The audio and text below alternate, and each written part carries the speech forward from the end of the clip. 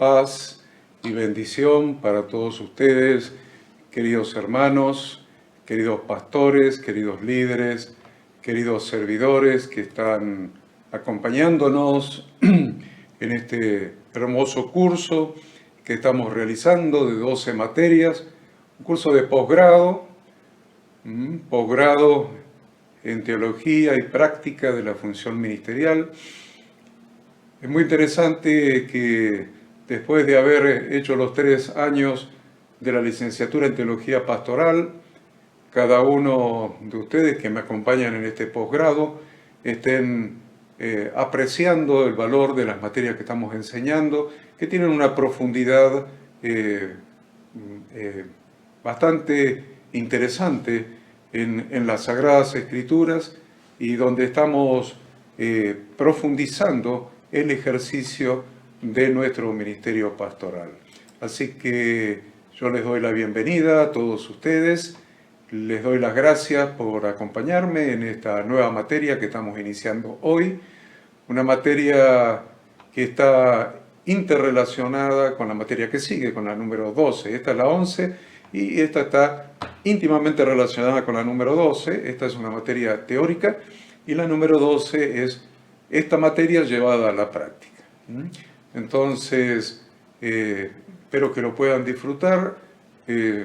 Nosotros hemos disfrutado cuando escribimos el material hace ya algunos años atrás y ese material nos llevó a armarlo más de un año y fue producto de una exhaustiva investigación en bibliografía, mucha bibliografía, y por supuesto el libro de los libros, las Sagradas Escrituras, la Biblia, la Palabra de Dios. Así que con gozo estamos comenzando esta materia que se llama Entendiendo el proceso, enseñanza-aprendizaje de Jesucristo. Si ustedes me preguntan cómo lo denominaría hoy, le pondría entendiendo el proceso, enseñanza-aprendizaje aplicado por Jesucristo, porque es el método que Él ha utilizado como gran maestro, como santo maestro, como nuestro maestro enviado por el Padre para enseñarnos su palabra.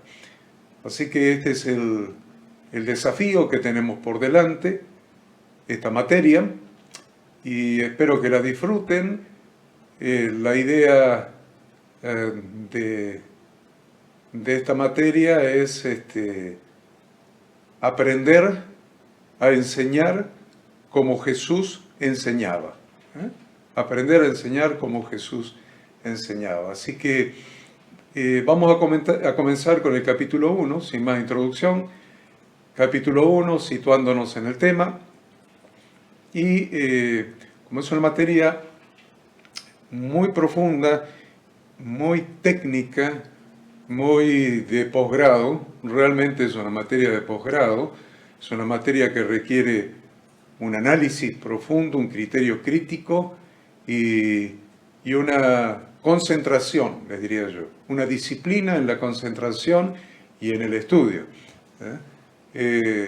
Entonces, me gustaría ver con ustedes, antes de arrancar el capítulo 1, situándonos en el tema, que el tema central de esta materia es aprendiendo a enseñar como Jesucristo enseñaba, el tema central de toda la materia, y siempre, estamos enfocados en las 5 revelaciones para el ejercicio de nuestro ministerio sacerdotal. Todo el posgrado está enfocado en estas 5 revelaciones, cada una de ellas, y en el orden de cada una de ellas. Y yo quisiera que ustedes presten atención a estas instrucciones, que me voy a salir yo de la pantalla, voy a poner más grandes las letras, para que ustedes puedan leer junto conmigo las instrucciones. Esta materia, proceso, enseñanza, aprendizaje, ustedes se preguntarán cómo hacemos para aprobar esta materia. Bueno, vinimos con 10 materias donde se aprobaba mediante la realización de un resumen de cada una de las clases, cada uno de los capítulos del material de estudio. Acá cambiamos. Acá no es la misma metodología. Entonces, la realización de cada trabajo práctico semanal, seguimos sosteniendo que es individual y personal. Si hay matrimonios estudiando, cada uno tiene que hacer el suyo, y servirá como acreditación del presentismo a la clase correspondiente a esa semana. Es decir, cada trabajo práctico, además de servir para aprobar cada capítulo del material de estudio, también servirá para completar la lista de asistencia a cada clase semanal. Recién les decía que cada miembro de los matrimonios deberá hacer sus trabajos prácticos semanales en forma individual y personal. Bien, presten atención a esto, que en esto cambia en relación a las materias anteriores. Cada trabajo práctico consistirá en responder todas y cada una de las preguntas de repaso de la lección incluidas al final de cada capítulo. Todas y cada una de las preguntas de repaso de la lección incluidas al final de cada capítulo. En eso consiste el trabajo práctico de cada capítulo en esta materia. Vamos a ampliarlo un poquito más. Van a poner todos los datos que le pide allí. A ver, vamos un poquito para atrás otra vez. Bien. Van a poner los datos que le solicita el libro, el material de estudio, número y título del capítulo sobre el que se van a realizar la tarea, lo van a incluir después de los datos, en este caso capítulo 1, situándonos en el tema, y el trabajo práctico van a hacer lo siguiente, van a pregunta y respuesta, ¿ven? Pregunta y respuesta. Pregunta, se debe especificar el número de pregunta y transcribir el texto de cada pregunta. Especificar el número de la pregunta y transcribir el texto de cada pregunta. Y después, a continuación, poner la respuesta. Se debe especificar la letra y transcribir el texto que corresponde a la única respuesta correcta elegida para cada una de las preguntas. ¿Queda claro? Van a transcribir la pregunta y como la pregunta es multiple choice, lo único que van a transcribir es la respuesta correcta. Supónganse que sea la C. Entonces van a poner C, medio paréntesis, y transcribir la respuesta correcta. Así con cada una de las preguntas que están insertas al final de cada capítulo. Ustedes ya saben que lean lo que dice el libro, lo que pide el libro en relación con la manera de aprobar los trabajos prácticos, y lo envían. Muy bien. Esta materia consiste nada más que en 9 capítulos. Ahí tienen en su pantalla el título de los 9 capítulos que van a ser incluidos en esta materia. Nosotros dijimos que vamos a comenzar con el número 1, que es situándonos en el tema, como bien decía la carátula, y vamos a hablar de definiciones. Necesitamos saber claramente y ponernos de acuerdo todos nosotros en cuanto a qué significan las palabras. ¿Qué significan las palabras que vamos a usar? Vamos a usar básicamente 4 palabras principales, más alguna otra probablemente.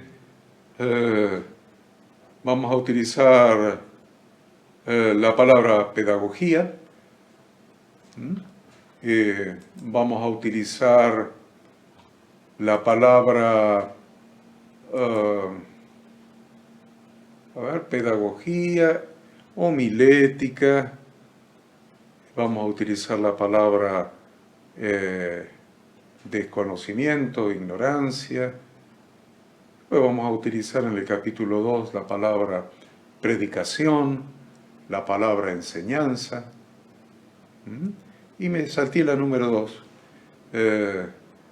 Pero ya mismo nos vamos a poner a estudiar cada una de ellas. Vamos a definir cada una de las palabras que vamos a estar utilizando durante toda esta materia y durante toda la materia que sigue a esta.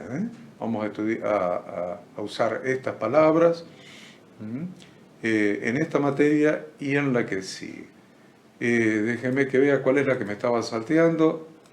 A ver, didáctica. Entonces vamos a hablar de pedagogía en primer lugar, de didáctica en segundo lugar, vamos a definir lo que es homilética en tercer lugar, en cuarto lugar vamos a definir lo que es desconocimiento o ignorancia, después en el capítulo siguiente vamos a definir lo que es enseñanza y lo vamos a diferenciar de lo que es predicación, para que tengamos claro la diferencia entre enseñanza y predicación. Les ruego que presten la máxima atención a la clase porque realmente nosotros con Ada, que escribimos este material, debemos reconocer que es un estudio a nivel de posgrado, a nivel de lo que estamos haciendo, posgrado, donde se requiere realmente estudio en serio. Esta materia, estas dos materias, esta y la que sigue, la hemos elaborado a pedido en una reunión de comisión directiva que se hizo del Ministerio Bíblico Internacional y se hizo aquí en Villa Carlos Paz. Esa reunión de comisión directiva, me pedían y me solicitaban que por favor hablara de enseñanza, de cómo enseñar, de método de enseñanza, de pedagogía, de didáctica, del método de Jesús de enseñar. Bueno, nosotros nos pusimos, dedicamos un año para preparar este material y al final lo hicimos y esta es la primera vez que se va a enseñar este material. Así que vamos directamente a las definiciones. Yo quiero que usted anote las definiciones de pedagogía, didáctica, homilética, ignorancia y la diferencia entre enseñanza y predicación. Vamos a comenzar con pedagogía. Llamamos pedagogía al arte de enseñar. Simple, ¿ven? Llamamos pedagogía al arte de enseñar, teniendo como objeto la formación de las personas. Entonces, no es enseñar cualquier cosa y no es enseñar para. Acuérdense que si nosotros entendemos y hemos seguido las enseñanzas bíblicas, sabemos que Dios hace todo para algo, todo con un propósito. Y si ya está incorporado con todas las lecciones anteriores el hecho de que Dios hace todo con un propósito, el para tiene que estar incluido. Entonces vamos a llamar pedagogía al arte de enseñar teniendo como objeto la formación de las personas. O sea, enseñar para formar a las personas. Todos los conceptos que nosotros vamos a verter en esta materia son aplicables al mundo secular también. Usted es un profesor de la escuela primaria, esta materia completa es válida para un profesor de la escuela primaria, es profesor de la escuela secundaria, es válido, es profesor de un curso terciario, es válido, es profesor universitario, es válido, es profesor de un doctorado o de un posgrado universitario, es válido. Todos estos conceptos son perfectamente válidos para cualquier nivel de la enseñanza. Entonces llamamos pedagogía al arte de enseñar para formar las personas, para formar a las personas. La palabra pedagogía proviene del griego, de paidion. Paidion significa niño y agogos significa guía. Guía de un niño. Guía, conductor de un niño. Ya con la palabra conductor estamos aprendiendo algo muy interesante, que un docente, un maestro, un profesor, no es sino un conductor del aprendizaje. Entonces, decimos que la pedagogía es la ciencia que tiene como objeto de estudio la formación de las personas, con la intención de organizarla para cumplir con determinados fines. Ni siquiera se enseña para nada, se enseña con un propósito, y es organizar a la persona para cumplir con determinados fines, establecidos a partir de lo que es deseable para una comunidad, y ahí entra otro concepto sociológico, que es el concepto de comunidad. Se enseña para determinados fines, para lo que necesita, lo que es deseable lo que es necesario para una comunidad. Es decir, el tipo de miembro que se quiere formar para que mediante su propia contribución individual, el cuerpo, o sea, la comunidad, logre el fin deseado. Y yo quiero que ustedes, que son estudiantes del posgrado de teología y práctica, estén relacionando todo lo que estamos aprendiendo con teología. Porque es aplicable para toda una comunidad, para una sociedad completa esta definición. Pero usted aplíquelo a la comunidad de fe, a la iglesia, a la congregación, a la familia de la fe. La pedagogía es una ciencia social, entonces, que tiene por objeto el descubrimiento, estudio y aplicación de las leyes y técnicas que rigen y condicionan los procesos de aprendizaje, de conocimiento, de formación y capacitación, tanto para, y esto también es importante, tanto para el alumno como para el profesor, es decir, tanto para el educando como para el educador. En la faz práctica se busca que en el proceso de enseñanza-aprendizaje se logren los mejores resultados, o sea, eso se llama eficiencia. Los mejores resultados con el menor esfuerzo, mejores resultados con el mayor beneficio con el menor costo. Eso es eficiencia.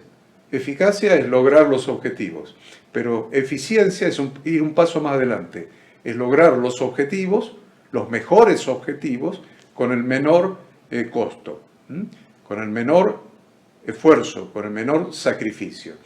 Entonces, y eso sin dejar de tener en cuenta las necesidades reales de los sujetos individualmente y del conjunto.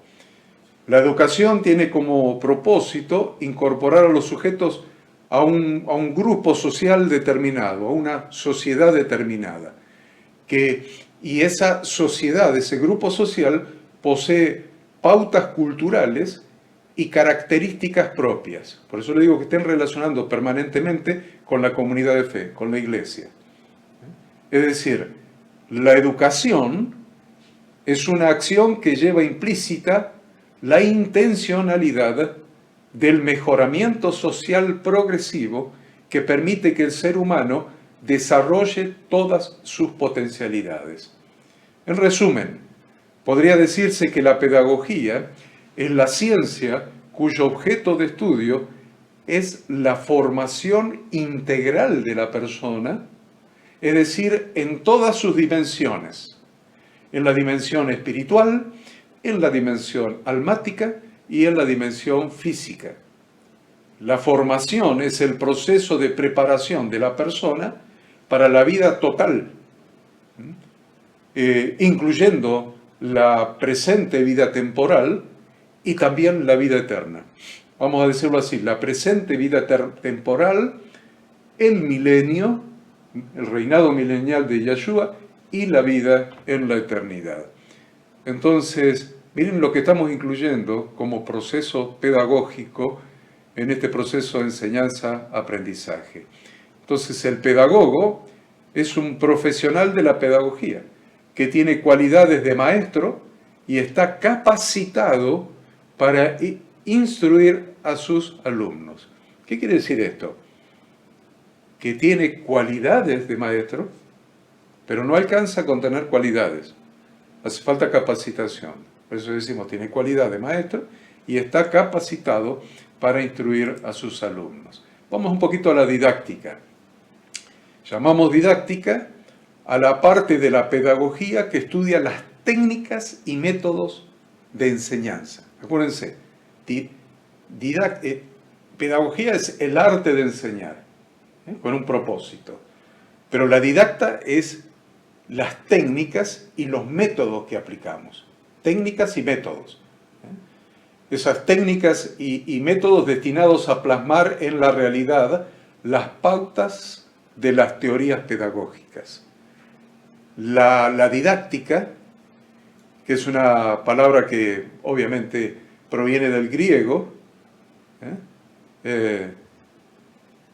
didakikos en griego, dikakikos en griego, es la disciplina. La didáctica es la disciplina científico-pedagógica que tiene como objetivo el estudio de los procesos y elementos existentes en el proceso enseñanza-aprendizaje. Esta disciplina, la didáctica, es la encargada de articular la teoría con la práctica. Casi le diría el arte de enseñar con un propósito, articularlo con la práctica. Por eso decimos que estudia las técnicas y métodos. Técnicas y métodos. Vamos a ver los componentes de la didáctica. 6 componentes de la didáctica. A ver, el primer componente, el docente, maestro o profesor, es la persona que orienta el aprendizaje. Y escucharon bien, te dirían el maestro, docente o profesor es el que enseña. No, yo no estoy hablando de eso. Estoy diciendo que el maestro, docente o profesor es la persona que orienta el aprendizaje. Dicho de otra manera, que conduce el aprendizaje. En segundo lugar, el alumno, estudiante, educando o discípulo es la persona que aprende. Tercero, los objetivos del aprendizaje. Los objetivos del aprendizaje son las metas educativas que reflejan los logros de aprendizaje que se esperan. Metas educativas. Vaya tomando nota, porque nunca pensaron eso cuando están enseñando en un grupo de evangelismo y discipulado. Pero tiene que haber metas educativas. Tiene que haber metas.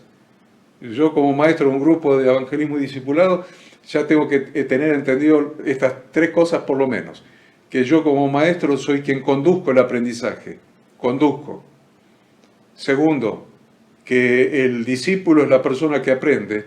Y tercero, que tiene que haber metas educativas, claras, metas. ¿Qué logros se esperan del aprendizaje? En cuarto lugar, que la materia que se está enseñando, asignatura que se está enseñando o tema que se está enseñando, son los contenidos que han de ser enseñados y aprendidos. Tiene que estar definido. Contenidos que deben ser enseñados o aprendidos. En quinto lugar, los métodos de enseñanza. ¿Qué son los métodos de enseñanza? Los procedimientos seguidos para sembrar el aprendizaje. Procedimientos. Y en sexto lugar, el contexto del aprendizaje. El contexto del aprendizaje es el escenario donde se lleva a cabo el proceso enseñanza-aprendizaje. ¿En qué contexto? Vamos a tener un contexto inmediato, que va a ser el grupo, va a ser el aula, va a ser el templo, va a ser el salón de reuniones, donde sea, una casa de familia. Ese es el contexto inmediato. Pero hay un contexto más amplio que es el entorno social. El entorno social al que pertenece cada miembro de ese grupo, el entorno cultural y el entorno geográfico. El programa de estudios, entonces, el programa de estudios es un sistema de vertebración institucional de los procesos de enseñanza-aprendizaje y tiene fundamentalmente 4 elementos constitutivos. Ya estamos hablando de armar un programa de estudios con 4 elementos. Les dije recién, objetivos, contenidos, metodología y evaluación. Y esto último es algo que no se tiene generalmente en cuenta, principalmente en las iglesias y en la enseñanza de las iglesias. Puede ser que alguien o la mayoría tenga en cuenta los objetivos, los contenidos y tal vez la metodología, pero casi nadie tiene en cuenta que es necesaria también la evaluación. ¿Cómo yo me certifico de que la persona aprendió? Tiene que haber alguna manera de evaluar si la persona aprendió o no aprendió lo que tuve como objetivo enseñar. Vamos a hablar a la definición de homilética. Homilética es en griego significa conversar en una reunión, probablemente. Se encarga del estudio de las técnicas. Miren qué interesante. La homilética se encarga del estudio de las técnicas del arte del sermón o discurso religioso. Las técnicas del arte del sermón o discurso religioso. Al discurso religioso o sermón también se lo denomina homilía. Entonces, la homilética designa a la vez el arte de la predicación y la disciplina que se encarga de su estudio. Vamos, el arte de la predicación y la disciplina que se encarga de su estudio. La homilética incluye el estudio y la investigación necesarios para que los sermones tengan contenido bíblico y a la vez significación contemporánea. Porque usted puede estar dándole un profundo contenido bíblico al sermón, pero si no tiene nada que ver con la realidad actual del grupo e individualmente de las personas, entonces es una referencia histórica. No hay un aprendizaje para poner en práctica. Tiene que tener contenido bíblico y significación contemporánea. Es el arte de la predicación elocuente, la homilética. El arte de la predicación elocuente y movilizadora. Y usted dice, no, pero esto no hace falta, porque esto es manipulación. ¿Tan seguro que es manipulación? Entonces, Yahshua de Nazaret era un manipulador, porque usaba el arte de la dialéctica, de la homilética, de una manera magistral. El arte de la predicación elocuente y movilizadora, mediante la organización de las ideas para ser presentadas, el uso de la lengua o del lenguaje y el uso de los gestos. Miren cuántas cosas les estoy agregando. Importante que lo aprendan cada uno de ustedes. Elocuente, movilizadora. Organizando las ideas. Usted va a organizar las ideas, va a hacer el bosquejo y va a marcar los puntos de énfasis en la elocuencia y en los puntos donde la idea va a ser emotiva y movilizadora de las personas. Eso no es manipulación, eso es llegar al corazón de las personas, a la mente y al corazón de las personas con la palabra de Dios. Para sembrar, de última, es preparar la tierra para sembrar la palabra de Dios. Entonces la homilética toma en consideración a los oyentes. Foco son los oyentes. Toma en cuenta las circunstancias. Toma en cuenta el texto bíblico. Y toma en cuenta al propio predicador, con sus rasgos de personalidad y con su testimonio personal. En este sentido, la homilética es la implementación de una disertación a través de la cual se explica, aplicando los principios generales de la retórica, una doctrina religiosa determinada. Principalmente estamos hablando en nuestro caso de la doctrina cristiana. La homilética trata de manera principal sobre la composición, reglas de elaboración, contenidos, estilos y correcta predicación del sermón. Nos enseña la homilética cómo presentar con elegancia y estilo un discurso religioso.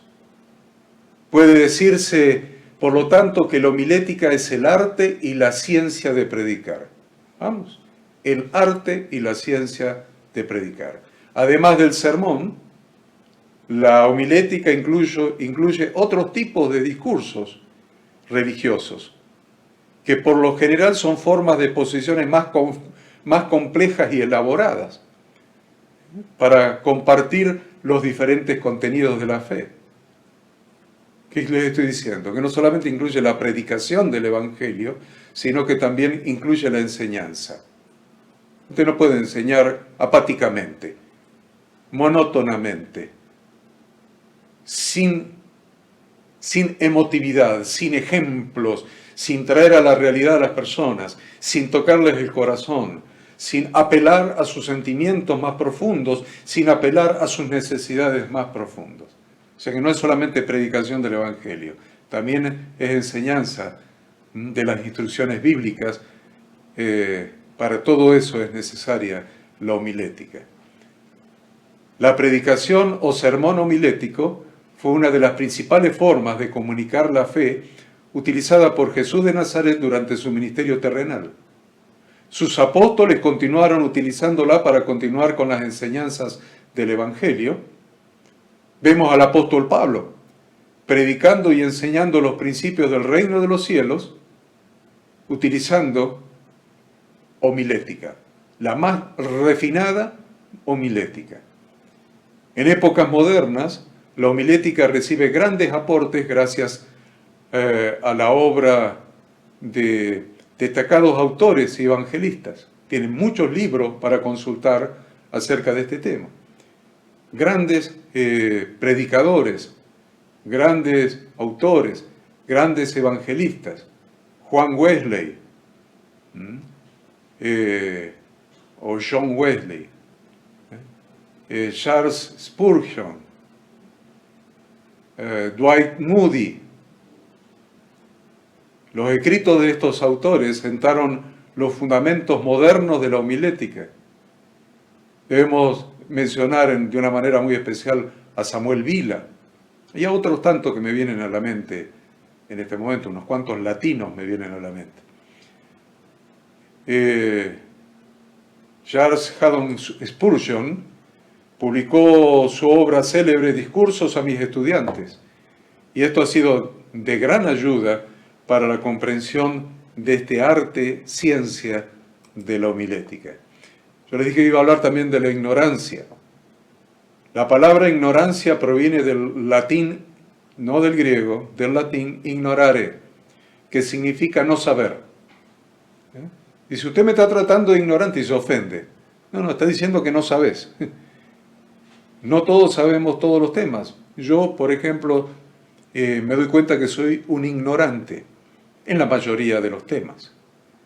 Por eso ustedes me han escuchado decir muchas veces, solo sé que no sé nada, reconociendo mi ignorancia, porque la palabra ignorancia significa no saber, y se refiere a la ausencia de conocimiento o ausencia de información sobre un asunto, sobre una materia, o la falta de instrucción o de cultura de la persona que no ha recibido formación, que no ha recibido enseñanza. Se refiere al hecho de desconocer, no entender o no comprender algo. La ignorancia es considerada como elemento intrínseco de la condición humana. Nosotros somos ignorantes por naturaleza. Es intrínseco de la condición humana, donde la inteligencia está privada de una cognición debida. Una de las tareas constantes de la humanidad toda ha sido la de despejar la ignorancia a lo largo de la historia de la humanidad.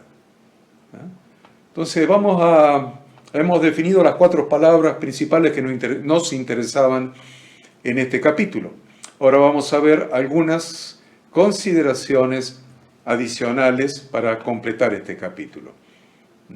Tal vez esta clase no sea lo largo que esperábamos, pero no quiero complicarles la vida, quiero darles solamente 2 capítulos, capítulo 1 y capítulo 2.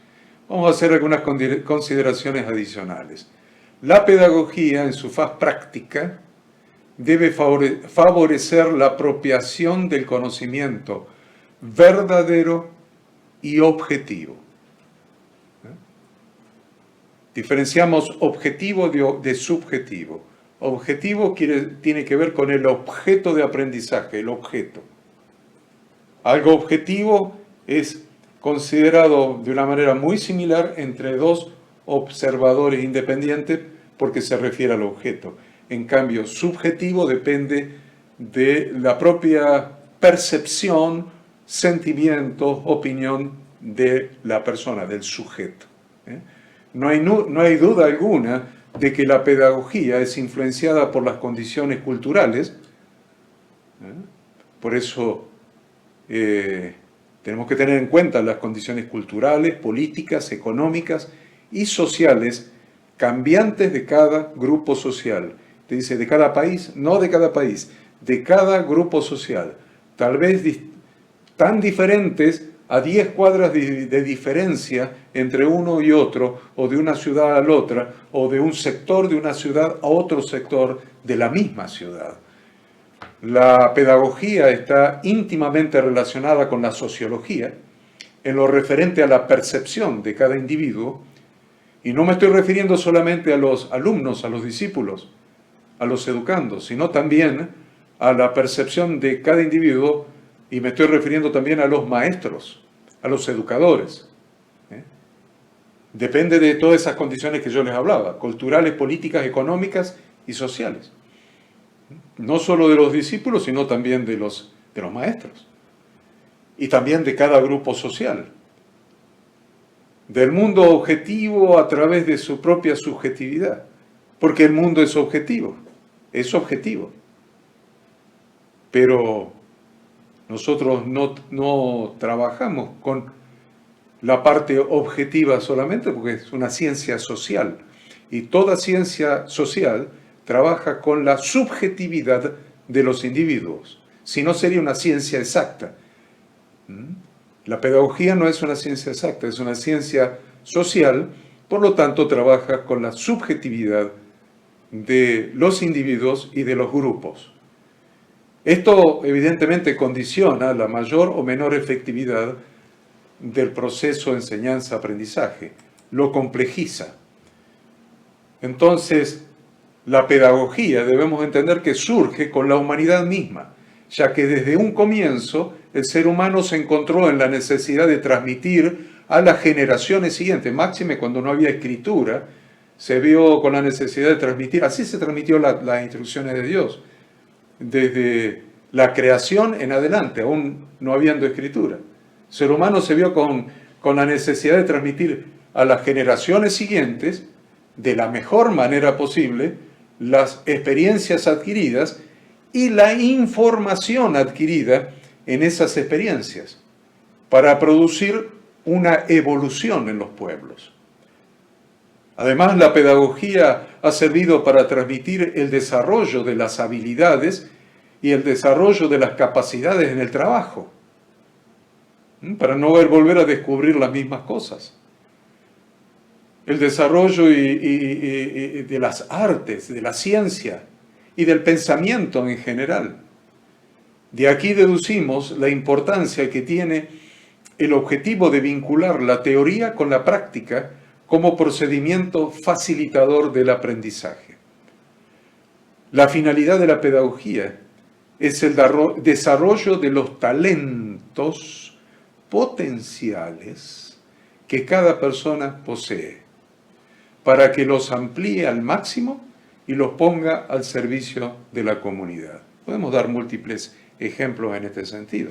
Cuando estamos enseñando mecánica, estamos tratando de potenciar los talentos de los estudiantes que están estudiando mecánica, o albañilería, o alguna carrera universitaria, o teología bíblica, obviamente, ¿no? También debemos prestar especial atención a la didáctica, que eran las técnicas, ¿se acuerdan? A la didáctica, es decir, al proceso de transferencia del conocimiento en la capacitación y formación de los estudiantes. La didáctica me va a estudiar las técnicas, o sea, el proceso en sí. Este proceso, al que llamamos enseñanza-aprendizaje, necesariamente debe tener técnicas pedagógicas que indiquen los métodos y procedimientos a ejecutar para lograr los objetivos. Acuérdense que nombramos la palabra objetivos. Lograr los objetivos, ¿de qué manera? con métodos y procedimientos para lograr los objetivos en los alumnos. Esto es lo que llamamos didáctica. Esto de ninguna manera puede ser dejarse librado al azar, de ninguna manera. O dejarse librado al criterio o deseo de cada profesor. Esto tiene que estar estudiado, esto tiene que obedecer a lineamientos, a estudios, a procedimientos científicos. Si bien es ciencia social, pero científicos al fin. Para la elaboración de estas técnicas pedagógicas se debe tener muy en cuenta la fijación de secuencias de estímulos provenientes del entorno donde se encuentra el sujeto que aprende.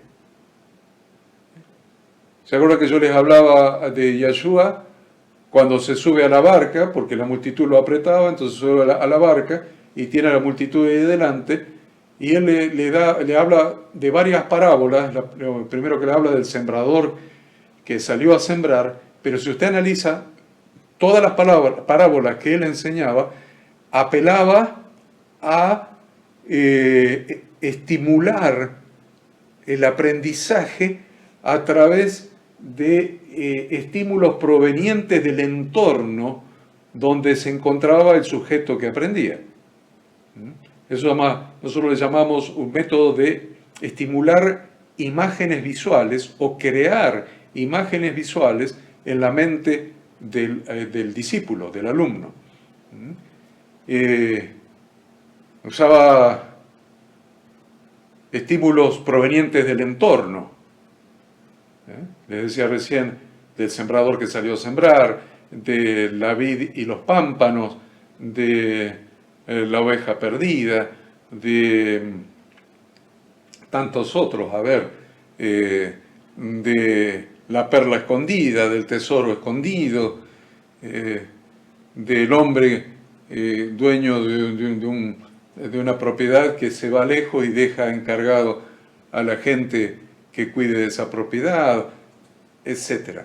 Entonces, inmediatamente después, y por asociación, enseñaba a Yeshua de tal manera que en la mente de los discípulos permanentemente se fueran formando esas imágenes visuales y condicionando una respuesta específica. Yo dije que todo proceso de enseñanza-aprendizaje no está completo si no hay una evaluación. Entonces, por eso le digo, condicionando una respuesta específica al método, a la didáctica de la enseñanza. Yo le decía que el docente es un conductor del aprendizaje. Conductor del aprendizaje. Vamos a ver un poquito esto del docente como conductor del aprendizaje. Porque para enseñar eficientemente hay que hacerlo con el arte que se sustenta sobre bases científicas. Lo hemos dicho recién. Atendiendo a las leyes propias de una pedagogía que, como ciencia social que es, establece y aclara las concordancias que habrán de existir entre lo que se pretende enseñar y lo que se necesita y se desea realmente aprender. Si yo me voy al medio de la montaña o en el medio del desierto y les enseño a pescar en el mar con redes, no hay una necesidad de esas personas de aprender a pescar en el mar con redes. ¿Entienden? Entonces, la pedagogía tiene que establecer esas concordancias entre lo que se pretende enseñar y lo que se necesita y lo que se desea realmente aprender. Porque tal vez las personas necesiten aprender algo, pero no lo desean aprender, porque no se dieron cuenta de su necesidad de aprender. Entonces, en mí como maestro, como conductor del aprendizaje, lo primero que tengo que crear en las personas es la necesidad de aprender lo que yo les voy a enseñar. Si no sienten la necesidad de aprender eso, van a estar distraídos, le va a entrar por una oreja y le va a salir para otra. Entonces se requiere, para lograr esto se requiere promover el desarrollo de la responsabilidad propia de los educandos en relación con el aprendizaje. Entonces voy a desarrollar la responsabilidad de los discípulos, la necesidad de aprender, y le voy a enseñar sobre su entorno para que puedan entender. Y voy a tratar de obtener una evaluación que me indique si aprendieron o no aprendieron. El docente se debe transformar entonces en un conductor del aprendizaje. Estamos acostumbrados a que el docente sea un decidor de discursos.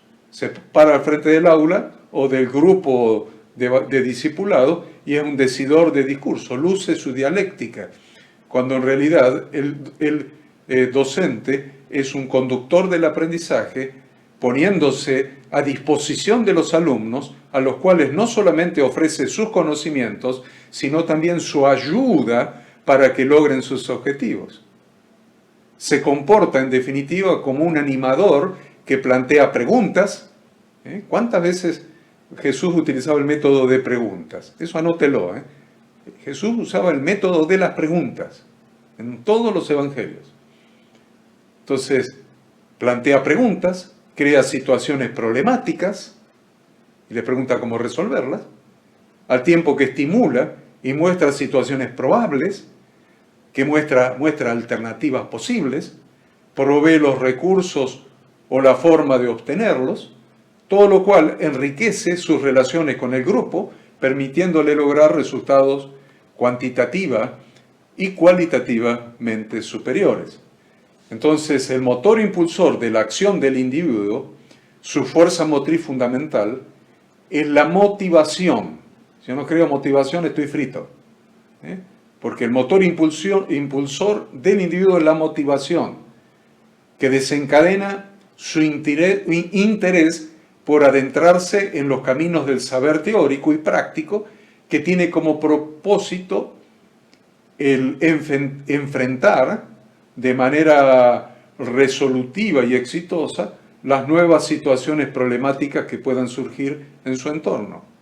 Está aprendiendo no solamente a resolver lo presente, sino está aprendiendo un conocimiento mayor que le permitirá resolver variaciones en las situaciones problemáticas.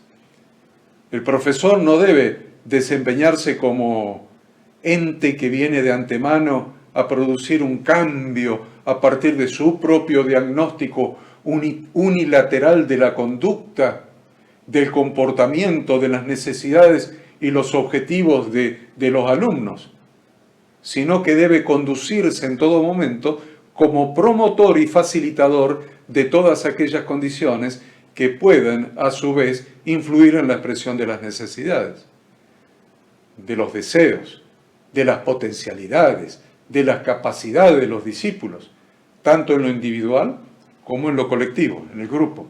Debe quedar debidamente aclarado que conocer no es adivinar. Conocer no es adivinar. Esto es, que el conocimiento no es un producto autoengendrado de la nada al cual se accede de una manera improvisada, un adivino, sino que se obtiene gradualmente. El conocimiento se debe adquirir gradualmente recorriendo los caminos de la disciplina intelectual. Vamos a hablar un poquito del sistema pedagógico constructivista y tengan presente para esto, por ejemplo, un edificio. ¿Cómo se construye un edificio? ¿Cómo se construye el piso, cada piso siguiente? El cimiento y el primer piso, el segundo piso, el tercer piso, cada uno de los pisos. En pedagogía debemos diferenciar la escuela tradicional de la escuela constructivista. La tendencia tradicional ve en el educando a un simple receptor de información. Lo que le decía recién, que se para al frente del grupo y habla, como un buzón. Ve al discípulo como un buzón, o habla como un depósito bancario. Lo pone en el mostrador para que el cajero lo tome, sin preocuparse de los procesos que intervienen en la asimilación del conocimiento como reflejo de la realidad objetiva.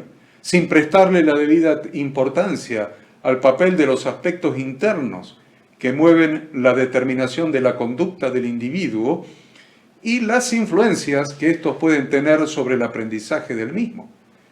En la escuela tradicional, la retención de la información se alcanza sobre la base de una memorización, o sea, de una repetición mecánica de ejercicios sistemáticos y recapitulados, de manera esquemática y literal, lo cual no significa que se ha producido el aprendizaje, porque aprender de memoria no es aprender.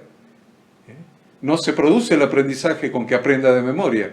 ¿Qué es el aprendizaje? El aprendizaje es la modificación del pensamiento y a la vez la modificación de la conducta del ser humano. La tendencia pedagógica conocida con el nombre de la escuela constructivista, que es la nuestra, le aviso, establece que el propósito principal de la formación es que, a su vez, condiciona las distintas tareas o aspectos del proceso enseñanza-aprendizaje, debe estar dado por las necesidades e intereses de los alumnos.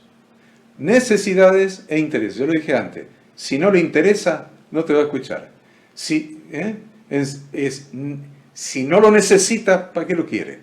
Entonces, es necesidades e intereses de los propios alumnos, es decir, por las fuerzas interiores que llevan a estos a la búsqueda de la información educativa y al desarrollo de las habilidades actitudinales. La tendencia pedagógica de la escuela constructivista dirige a los estudiantes más hacia las acciones prácticas concretas que hacia los adiestramientos puramente teóricos. Se dejan de lado los procedimientos autoritarios e inflexibles de la escuela tradicional. Estudiá de memoria y te voy a tomar el examen y me lo repetís de memoria. Procedimientos autoritarios e inflexibles. Y se va en contra del enciclopedismo pasivo asignado al alumno. Tiene que memorizar como una enciclopedia. La escuela constructivista enfatiza la importancia de que el educando asuma un papel activo, que sea consecuencia de lo que necesita y desea aprender acorde con sus posibilidades, nunca se olvide de eso, posibilidades e intereses, lo que trae aparejado un cambio importante en las funciones que debe realizar el profesor. Le quema al profesor. ¿Se dan cuenta? Le quema totalmente al profesor en el desarrollo del proceso enseñanza-aprendizaje con el propósito de facilitar que se alcancen de forma medible los objetivos propuestos. De forma medible, ¿qué quiere decir? Que tengo que evaluar al final del proceso si se aprendió o no se aprendió. Tiene que ser medible el aprendizaje. Asimismo, el aula debería ser como una comunidad en miniatura. Ese grupo tiene que ser como una comunidad completa en miniatura, donde se desarrollen los principios y valores enseñados. La escuela constructivista va construyendo el conocimiento siguiente sobre lo ya aprendido, como un edificio, distribuyendo en el tiempo lo que debe ser aprendido en pequeñas unidades para su estudio, debidamente relacionadas y concatenadas entre sí para asegurar el éxito final del educando. Siempre de lo más simple a lo más complejo, a través de pasos lógicos, atendiendo las particularidades y peculiaridades de cada grupo y de cada individuo dentro del grupo en correspondencia con su potencial, con controles periódicos.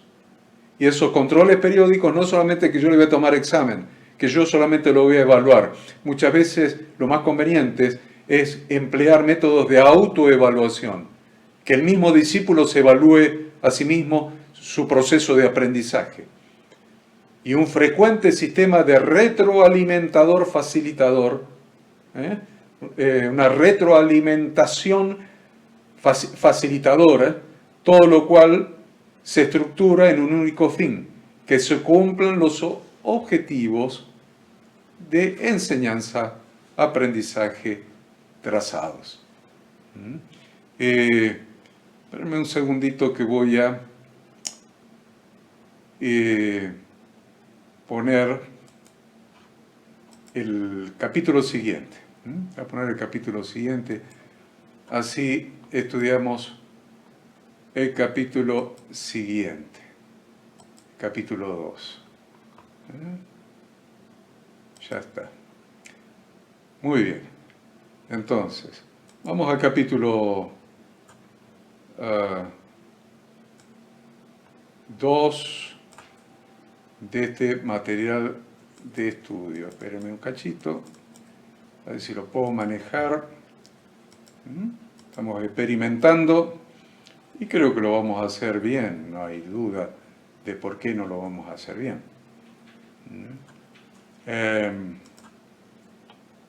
Lo vamos a hacer perfectamente, tengan un poquito de paciencia, que no lo tengo al pastor Enzo para que me ayude, entonces me tienen que tener un poquito de paciencia. Entonces el capítulo 2 es establecer la diferencia entre predicación y enseñanza. Y con esto vamos a terminar la clase de hoy, estableciendo la diferencia entre predicación y enseñanza. Ya hemos dicho que el tema global de la materia es aprendiendo a enseñar como Jesucristo enseñaba. Salteo todo esto y vamos a la introducción de este tema. La diferencia entre enseñanza y aprendizaje. Veamos, introducción. Debemos distinguir entonces las dos actividades. No son las únicas, tomen nota que no son las únicas, pero son las dos actividades principales relacionadas con llevar la palabra de Dios a las personas. Estas son las dos principales. Estas son la predicación y la enseñanza, las dos principales. Existen otras formas verbales también, requeridas por las Sagradas Escrituras, destinadas a la edificación del cuerpo. Hay más, destinadas a la edificación del cuerpo, tales como profetizar para edificación, exhortación y consolación. En 1 Corintios 14 dice, pero el que profetiza, habla a los hombres para edificación, exhortación y consolación. Ahí tienen otras expresiones verbales. Por ejemplo, otras expresiones verbales son salmo, doctrina, lengua, revelación e interpretación. 1 Corintios 14, 26. A ver, ¿qué hay pues, hermanos? Cuando os reunís, cada uno de vosotros tiene salmo, tiene doctrina, tiene lengua, tiene revelación, tiene interpretación. Hágase todo para edificación. Hay otro que menciona, otro pasaje ahí en Efesios 5, que habla de salmos, himnos y cánticos espirituales. Son formas verbales. No os embriaguéis con vino, en lo cual hay disolución, antes bien sed llenos del Espíritu, hablando entre vosotros con salmos, con himnos y cánticos espirituales. Hablando entre vosotros con salmos, con himnos y cánticos espirituales, cantando, no solamente hablando, sino cantando y alabando al Señor en vuestros corazones, dando siempre gracias por todo al Dios y Padre, en el nombre de nuestro Señor Jesucristo. Tienen otras formas de expresiones verbales para edificación del cuerpo de Cristo que no son específicamente la predicación y la enseñanza. No obstante que el resto de las formas verbales mencionadas sean de vital importancia para la edificación de la iglesia, las dos más importantes continúan siendo la predicación y la enseñanza de las instrucciones de Dios contenidas en la Biblia. Vamos a ver algunas palabras utilizadas en el Nuevo Testamento para ampliar un poquito más este concepto, estos conceptos que estamos estudiando. ¿Qué palabras utiliza el Nuevo Testamento? Evidentemente están en castellano en nuestra Biblia, en español sería la manera correcta de mencionarlas. Están en idioma español en nuestra Biblia Reina Valera de 1960, pero es una traducción del griego. Entonces quiero que veamos un poquito las palabras que se utilizan en el Nuevo Testamento en griego y cómo están traducidas. Hay muchos pasajes del Nuevo Testamento que están directamente relacionados con la predicación y la enseñanza y que usan vocablos diferentes, con diversas traducciones, para referirse a la predicación y a la enseñanza.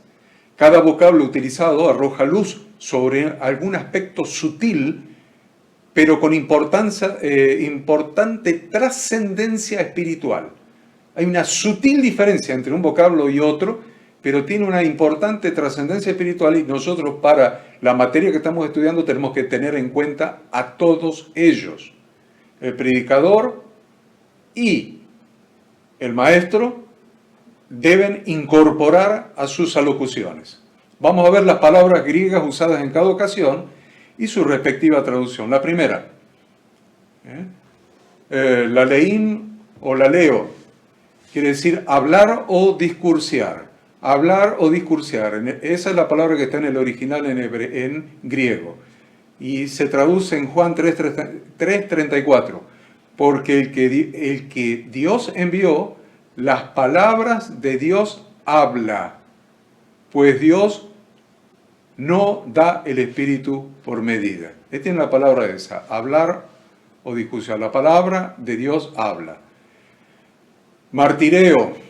Martireo es la palabra que se traduce como testificar, y de ahí viene la palabra mártir. Los que eran originalmente se asignaba a todos aquellos creyentes que fueron cruelmente torturados y o asesinados por testificar, porque la palabra martireo significa testificar. Es por dar testimonio de su fe en Jesucristo y fueron muertos. Entonces, testificar significa confirmar la verdad a partir de un conocimiento personal. Confirmar la verdad a partir de un conocimiento personal. Y resalta la transmisión de la vivencia personal o de la conversión por parte del predicador. Miren qué interesante, está hablando de la conversión del predicador, porque el predicador es testigo de su propia conversión. Entonces vamos a ver en Hechos 8:25. Y ellos habiendo testificado, está mal la palabra martireo, ellos habiendo testificado y hablado la palabra de Dios, se volvieron a Jerusalén y en muchas poblaciones de los samaritanos anunciaron el Evangelio. Ahí tienen una de las palabras que a nosotros nos puede resultar muy útil como predicadores o maestros, porque esta palabra tiene que ver con un testimonio personal. Yo testifico de lo que vi, yo testifico de lo que experimenté. Es personal el testimonio. La otra palabra es kerizo o kerisein, que quiere decir proclamar como heraldo. Proclamar como heraldo, ya cambiamos. Esto ya es una proclama como heraldo o como emisario, como el que traía noticias del emperador y se paraba ante el pueblo y proclamaba las noticias que traía del emperador. Entonces, proclamar como heraldo, como emisario, traer noticias, predicar, divulgar una noticia. Eso es específicamente la predicación del Evangelio. Esta palabra se aplica a la proclamación de los cristianos que comienza a realizar después de la ascensión de Jesús de Nazaret. Este vocablo es usado más de 50 veces en el Nuevo Testamento. Y de allí se deriva el vocablo kerigma, que se refiere al anuncio más sintético y literal del anuncio de la buena noticia de que el reino de Dios se ha acercado a los hombres a través de Jesucristo, a lo que se denomina evangelio. Preste atención a eso, El reino de Dios se ha acercado a los hombres. Eso es la buena noticia, lo que está anunciando el emisario, el que está haciendo la proclama. Significa que el heraldo recibe el mensaje y la autoridad delegada de Dios para repetirlo y para divulgarlo. Vamos a ver ejemplos. Lucas 8:1. Aconteció después que Jesús iba por todas las ciudades y aldeas predicando y anunciando el evangelio del reino de Dios y los 12 con él. Ahí la palabra es exactamente esa. Está anunciando un cambio de gobierno. El reino de Dios, el reino de los cielos se ha acercado. Hay un cambio de gobierno. Es el heraldo que está anunciando. En 1 Corintios, capítulo 1. Porque los judíos piden señales y los griegos buscan sabiduría. Pero nosotros predicamos a Cristo crucificado, para los judíos ciertamente tropezadero y para los gentiles locura, mas para los llamados así judíos como griegos, Cristo, poder de Dios y sabiduría de Dios. Entonces entienden lo que predicaban ellos, como heraldos. Cambió el gobierno. Cristo, poder de Dios. Cristo, sabiduría de Dios. Acá cambió el gobierno, un heraldo. La otra palabra es evangelizó, que es traer una buena noticia, es anunciar una novedad muy buena, una buena noticia, una novedad muy buena, divulgar buenas nuevas. De este vocablo derivan evangelio, evangelizar, evangelista. Evangelizó era un término usado también para la divulgación de proclamas imperiales cuando asumía un nuevo emperador. De ahí sale la palabra. Una proclama imperial. Asumió un nuevo emperador y esa proclama era evangelio. Ese es el origen real de la palabra evangelio. Entonces, por esta causa, a diferencia de noticia, la buena noticia, buena nueva, tenía un componente de que una nueva autoridad asumida. En este sentido, anunciar el evangelio del reino de Dios era desafiar abiertamente la autoridad divinizada del emperador. ¿Se dan cuenta cuál era el problema más grande por el cual torturaban y mataban a los primeros cristianos? Estaban usando esta palabra, estaban anunciando que hay un nuevo emperador, que hay un nuevo rey. Un nuevo rey. Hechos 8:4. Pero los que fueron esparcidos iban por todas partes anunciando el evangelio. ¿Qué anunciaban? Que hay un nuevo rey, simple. En Hechos 8:12. Pero cuando creyeron a Felipe, que anunciaba el evangelio del reino de Dios, ¿se dan cuenta? Evangelio del reino. Hay un nuevo rey. Ya no es más el emperador, ahora hay un nuevo rey. Imagínense, el imperio romano por eso reaccionaba de esa manera. Por eso fue la persecución. Anunciaba el evangelio del reino de Dios y el nombre de Jesucristo, de la persona que encararía ese reino. Entonces, cuando recibían este anuncio, se bautizaban hombres y mujeres en el nombre del nuevo rey, en el nombre de Jesucristo. La otra palabra que se usa mucho en el Nuevo Testamento es profeteuo, que es hablar con inspiración inmediata del Espíritu de Dios como portavoz de Dios. Remarca el elemento de la unción y el poder del Espíritu Santo en la predicación. Por ejemplo, en 1 Corintios 14:3, pero el que profetiza habla a los hombres para edificación, exhortación y consolación. Quiere decir que alguien que está predicando o enseñando puede hablar a los hombres de parte de Dios para edificación, exhortación y consolación. La otra palabra es didaskein, que es comunicar mediante la enseñanza. Este término incluye el aspecto metodológico de la predicación, el elemento de enseñanza doctrinal, Hechos 18:11, y se detuvo allí 1 año y 6 meses, el apóstol Pablo, enseñándoles la palabra de Dios. O en 2 Timoteo 2:2, que es uno de mis favoritos, ustedes ya lo saben, lo que has oído de mí ante muchos testigos, esto encarga a hombres fieles que sean idóneos para enseñar también a otros. La otra palabra que se usa mucho en el Nuevo Testamento es parresiasomai, hablar con intrepidez, abiertamente y sin temor. Aquí se pone el acento en el componente de valentía del predicador. Miren, todo esto hace falta que lo aprendamos porque todo esto lo tenemos que aplicar en la predicación y en la enseñanza. Entonces, esta palabra es hablar con intrepidez, abiertamente y sin miedo. ¿Dónde está el acento? En el componente de valentía del predicador. Por ejemplo, en Hechos 9:27. Entonces Bernabé, tomándole, lo trajo a los apóstoles, tomando al apóstol Pablo.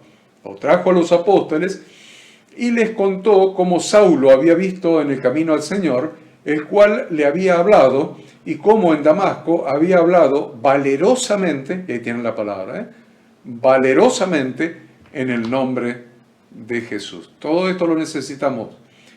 Pleró, llenar, pleró es llenar, o convertir en algo pleno, en algo lleno, en algo completo. Se refiere a llenar el mundo con el evangelio del reino de Dios. Lo va a encontrar en Romanos 15, 18. Porque no osaría hablar sino de lo que Cristo ha hecho por medio de mí para la obediencia de los gentiles, con la palabra y con las obras, con potencia de señales y prodigios, en el poder del Espíritu de Dios, de manera que desde Jerusalén y por los alrededores hasta Ilrico, todo lo he llenado del Evangelio de Cristo. Esta es la palabra pleroo. Llenar, completar, convertir en algo pleno. Parakaleo, implorar, exhortar, consolar, suplicar, confrontar. 1 Timoteo 4:13. Entre tanto que voy, ocúpate de la lectura, la exhortación y la enseñanza. La exhortación, ahí la tienen. En 2 Corintios 5:20. Así que somos embajadores en nombre de Cristo, como si Dios rogase por medio de nosotros, os rogamos en nombre de Cristo, reconciliados con Dios. Todo esto tiene que estar presente en nuestra condición, en nuestra técnica, en nuestro arte, en nuestra ciencia, en nuestra habilidad, en nuestra idoneidad como maestros de la palabra de Dios y como predicadores. Si se revisan otra vez las citas que les acabo de mencionar en cada punto, estas acciones no eran ejecutadas solamente por los apóstoles. Estas acciones eran ejecutadas también por los cristianos comunes, no solo por los apóstoles. Vamos a hablar de la predicación. La predicación del Evangelio del Reino de Dios es un acto de obediencia a lo que hemos denominado la Gran Comisión de nuestro Señor Jesucristo, que ha sido encargada no solamente a los 12 ni a los 120 del aposento alto, sino a todos sus discípulos de todos los tiempos. Nos dijo, id por todo el mundo y predicad el Evangelio a toda criatura. Eso es específicamente la predicación. La predicación del Evangelio del Reino de Dios a todos los hombres tiene como propósito fundamental el retorno del pecador a Dios, a través de Jesucristo, que es la Torá o instrucción de Dios hecha carne. Tiene como propósito producir vida en quienes escuchan y dan una respuesta favorable al mensaje de Dios. Y es considerada de muy alta estima en las Escrituras, la predicación del Evangelio. Como así también es considerado de muy alta estima a quien lleva a cabo la predicación del Evangelio. Si no, miren Romanos 10:14. ¿Cómo pues invocarán a aquel en el cual no han creído? ¿Y cómo creerán en aquel de quien no han oído? ¿Y cómo oirán sin haber quien les predique? ¿Y cómo predicarán si no fuesen enviados? Como está escrito, cuán hermosos son los pies de los que anuncian la paz, de los que anuncian el Evangelio. Buenas nuevas. Y eso está sacado de Isaías 52:7, que dice, cuán hermosos son sobre los montes los pies del que trae alegres nuevas, del que anuncia la paz, del que trae nuevas del bien, del que publica salvación, del que dice a Sión, tu Dios reina. La enseñanza. Hablamos de lo que es la predicación. Ahora vamos a ver qué es la enseñanza. Llamamos enseñanza a la transmisión de conocimientos. Vamos otra vez. Llamamos enseñanza a la transmisión de conocimientos, de pensamientos, de ideas, de experiencias, de habilidades o hábitos a una persona que no los tiene. Voy a repetir otra vez. Llamamos enseñanza a la transmisión de conocimientos, pensamientos, ideas, experiencias, habilidades o hábitos a una persona que no los tiene o no los tiene suficientemente desarrollados. El proceso de enseñanza es toda actividad que produce, desencadena, orienta, conduce y estimula el aprendizaje de una persona. Enseñar es el propósito del docente. Enseñar es el propósito del docente. Pero el objetivo se cumple en el alumno. O sea, enseñar es el propósito del docente, pero el objetivo de la enseñanza se cumple en el alumno. Y a ese efecto, en el educando lo denominamos aprendizaje. Enseñanza, objetivo del docente. Y aprendizaje es el cumplimiento de ese objetivo en el alumno. Y el aprendizaje es el proceso de adquisición de conocimientos, de pensamientos, de habilidades, de valores y actitudes posibilitado mediante la enseñanza. El aprendizaje se caracteriza por un cambio de pensamientos y o de conductas en la persona que aprende. Tenemos que evaluarlo, eso tiene que ver con la evaluación. Ya lo vamos a estudiar profundamente el tema de la evaluación. El aprendizaje siempre se manifiesta en nuevas conductas, en conductas corregidas, en conductas reforzadas, cambiadas o enriquecidas. Estas pueden ser intelectuales o mentales. Intelectuales o mentales lo mismo. Pueden ser intelectuales o también llamadas mentales. Por ejemplo, ¿qué conductas? Definir, comprender, sumar, resolver, analizar, traducir, sintetizar, elaborar, son todas conductas intelectuales, son todas conductas mentales. Pero, pueden ser conductas observables de operaciones concretas, como ¿qué operaciones concretas podemos mencionar? Saltar, jugar al tenis, hablar en público, coordinar equipos, reparar motores, conductas observables. O pueden ser conductas afectivas, que involucren valores o actitudes. Por ejemplo, valorar, respetar, creer, obedecer, identificarse, apropiarse. Miren cuántas cosas tenemos como maestros para lograr en el proceso enseñanza-aprendizaje, para lograr en los discípulos, en los alumnos. Cada una de estas conductas, visibles o no visibles, mentales, manuales o de la sensibilidad o del cuerpo, son conductas que no han surgido naturalmente en una persona, sino que tuvieron que ser aprendidas. Todas estas tuvieron que ser aprendidas. No nacimos con estas conductas. Puede haber sido un aprendizaje autónomo, pero por lo general existió la intervención de alguien que condujo el proceso, que brindó los materiales u orientó el acceso a los mismos, corrigió los primeros intentos, reforzó los primeros logros, estimuló la ejercitación y evaluó si los logros eran los deseables. Y el primero que tiene la responsabilidad de hacer esto en la vida de un ser humano es papá y mamá. Son los primeros que tienen la responsabilidad de hacer esto en la vida de un ser humano. Papá y mamá. Bases bíblicas de la enseñanza. Las Sagradas Escrituras establecen claramente la necesidad del aprendizaje en todo ser humano. En la Biblia está claramente establecido, principalmente en aquellos que pertenecen al pueblo de Dios y tienen la vocación de ponerse al servicio de Dios y de su reino. Oseas 4:6 dice que mi pueblo fue destruido porque le faltó conocimiento. Por cuanto desechaste el conocimiento, yo te echaré del sacerdocio, puesto que olvidaste la ley de tu Dios, también yo me olvidaré de tus hijos. No se puede servir a Dios sin conocimiento. En su ministerio terrenal, Jesús de Nazaret cumplió la doble función, primero de predicador del Evangelio del Reino de Dios, que son las dos cosas que estamos estudiando en este capítulo, predicador del Evangelio del Reino de Dios, y segundo, maestro de Torá. Esto es, las instrucciones que Dios dio para aquellos que desean vivir en su reino. Por eso Mateo 9:35 dice, recorría y halló a todas las ciudades y aldeas, enseñando en las sinagogas de ellas y predicando el Evangelio del Reino. ¿Ven? Enseñando y predicando el Evangelio del Reino y sanando toda enfermedad y dolencia en el pueblo. La Gran Comisión incluye ambas tareas comunicacionales, la predicación y la enseñanza. La Gran Comisión incluye las dos. Vemos que el énfasis del evangelista Marcos está puesto en la predicación, ir por todo el mundo y predicar el Evangelio a toda criatura.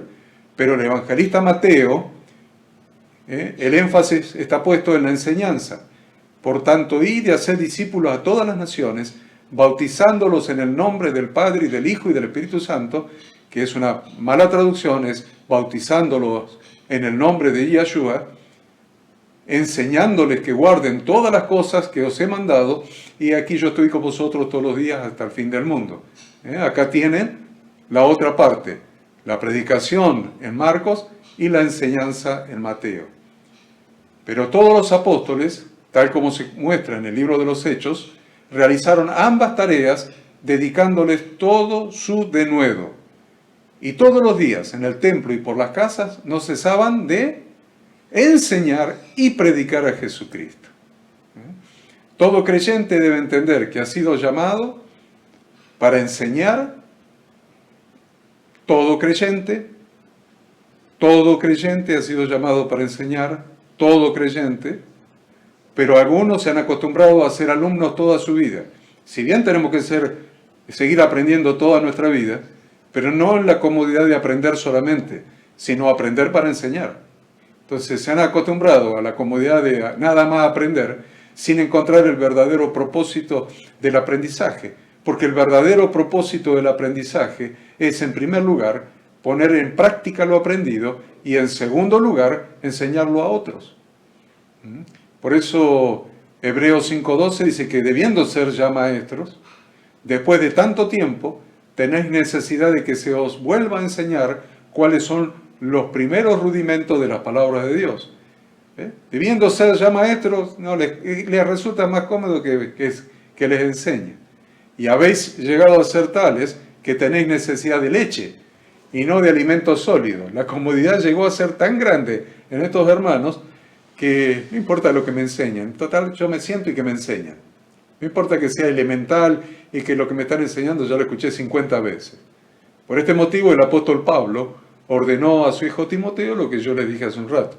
Esto encarga a hombres fieles que sean idóneos para enseñar también a otros. Vamos a ver la diferencia de la enseñanza con la predicación. En general, la enseñanza es la actividad de un docente o maestro que transmite conocimientos mediante un contenido, que propone diversas actividades, que facilita el aprendizaje de ciertos pensamientos y o conducta, que luego se somete a una evaluación. Y esto repítanlo otra vez, repítanlo otra vez. Maestro que transmite conocimiento mediante un contenido, que propone diversas actividades. ¿Ustedes hacen eso? ¿Proponen diversas actividades?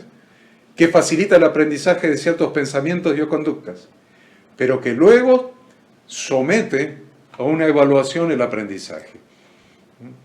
Entonces, 4 cosas en relación con la enseñanza. La enseñanza es un proceso consciente porque intencionalmente se prepara el material y el modo de transmitirlo. En segundo lugar, es un proceso sistemático, ya que selecciona y planifica las acciones pensando en cubrir todo un tema en cierto periodo. En tercer lugar, es un proceso progresivo. Se debe prever cuánto avanzar y cómo preparar secuencias de contenidos y actividades cada vez más complejas y ricas. Y en cuarto lugar, es un proceso integral, ya que se persiguen objetivos de diversa naturaleza, objetivos mentales, objetivos afectivos, objetivos de habilidades, objetivos que involucren a la totalidad del alumno y no solamente su intelecto. Una diferencia notable entre la predicación y la enseñanza es que mientras que la enseñanza tiene un aspecto paciente, metódico, progresivo, completo, programado a largo plazo, la predicación tiene un aspecto de llamado urgente, un llamado apremiante, un llamado perentorio. Pero ambas, la predicación y la enseñanza, buscan tocar el espíritu de la persona. No se olviden de esto. Las dos tienen como propósito tocar el espíritu de la persona, no solamente su entendimiento intelectual, y enseñar a los oyentes las innumerables verdades de la palabra de Dios. Es el otro objetivo que buscamos.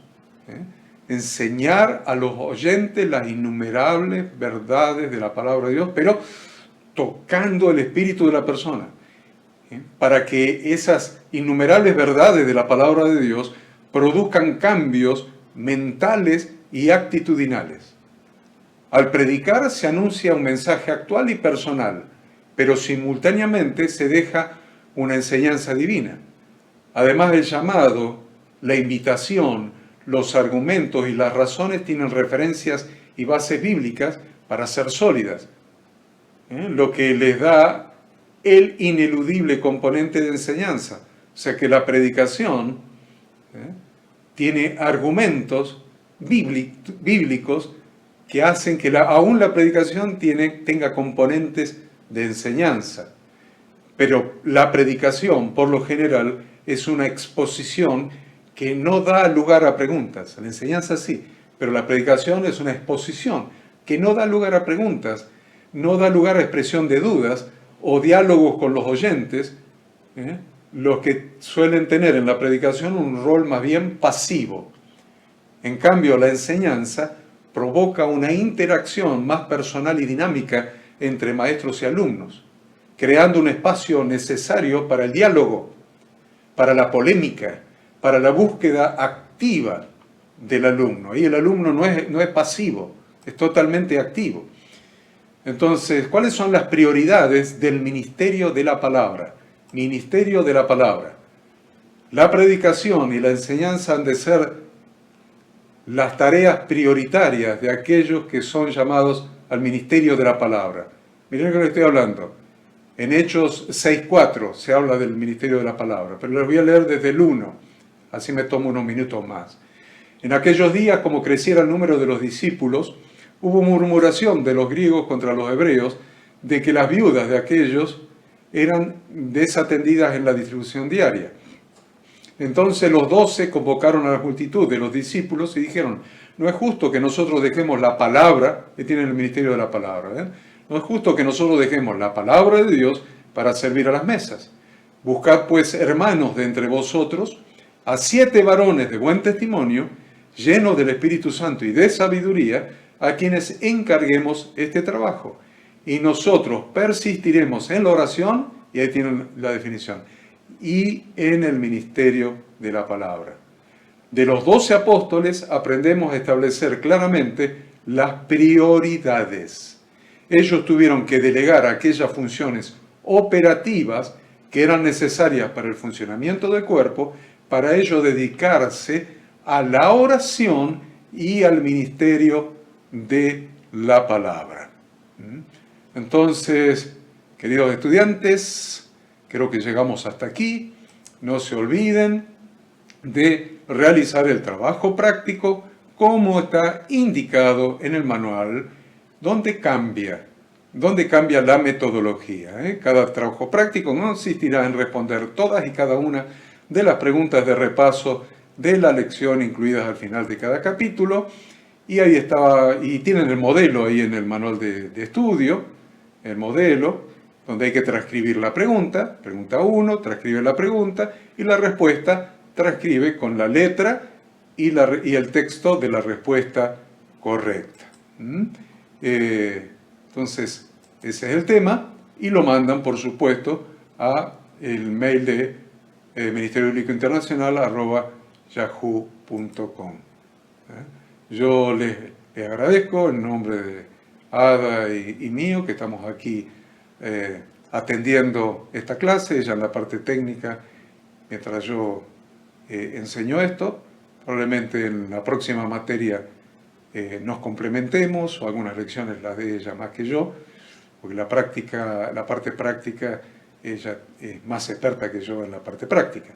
Así que yo les doy las gracias en nombre de Ada y mío por compartir con nosotros esta clase. Los esperamos la próxima semana para continuar aprendiendo juntos las próximas lecciones. Dios los bendiga, Dios los guarde. Amén.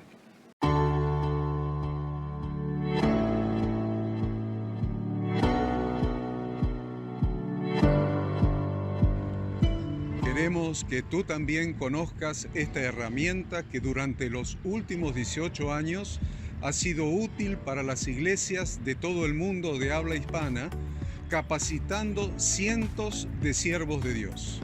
Las formas de aprender están cambiando.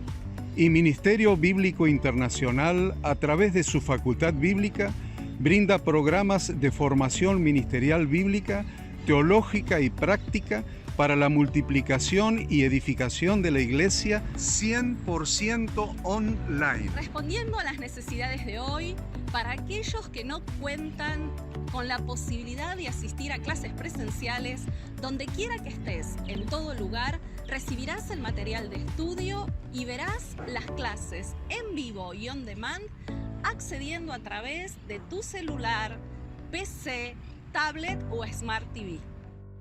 Recibe tu capacitación en las siguientes carreras: Diplomado en Teología para Maestros de Grupos de Evangelismo y Discipulado, Licenciatura en Teología Pastoral, Diplomado en Teología y Práctica Ministerial para Pastores, Líderes y Servidores. Súmate a los pastores que han organizado un grupo de estudio tutorial a distancia en la congregación con estudiantes locales y de las otras iglesias de la zona. Esta es tu oportunidad como seguidor de Cristo para comenzar tus estudios y completar tus exámenes desde la comodidad de tu hogar y en los horarios que tengas disponibles. Súmate al liderazgo de este tiempo y adquiere las habilidades, herramientas y valores necesarios para impactar el mundo con la palabra de Dios y transformar la vida de aquellos que creen al Evangelio. Para más información, ingresá a facultadbiblica.com.